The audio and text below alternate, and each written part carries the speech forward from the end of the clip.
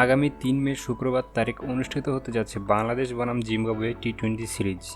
বিশ্বকাপের আগে 5 দিনের এই সিরিজের জন্য 17 সদস্যের স্কোয়াড ঘোষণা করেছে বাংলাদেশ ক্রিকেট বোর্ড বিসিবি। 17 সদস্যের বাইরেও আরও 2 জন এমন খেলোয়াড় রয়েছেন যারা বিশ্বকাপের মূল স্কোয়াডে তো থাকবেন, বাট জিম্বাবুয়ে সিরিজের সবগুলো ম্যাচে তারা অ্যাভেলেবেল থাকবেন না। গুরুত্বপূর্ণ 2 জন খেলোয়াড় হলেন সাকিব আল হাসান ও Mustafizur Rahman.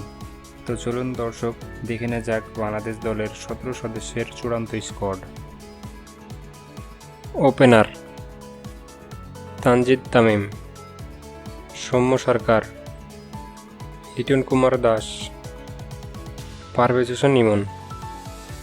Middle order batsman: Najmul Hossain Shanto, Towhid Hridoy, Mahmudullah Riyad, Sheikh Mahedi, Rishad Hossain, Jaker Ali Anik, Afif Hossain ধ্রুব,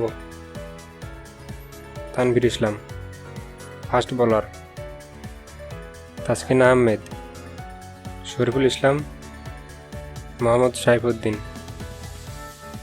হাসান মাহমুদ, তানজিম সাকিব। তো দর্শক, 17 সদস্যের এই স্কোয়াডটি নিয়ে আপনি কি ভাবছেন? কমেন্ট করে জানিয়ে দিন আপনার মতামত।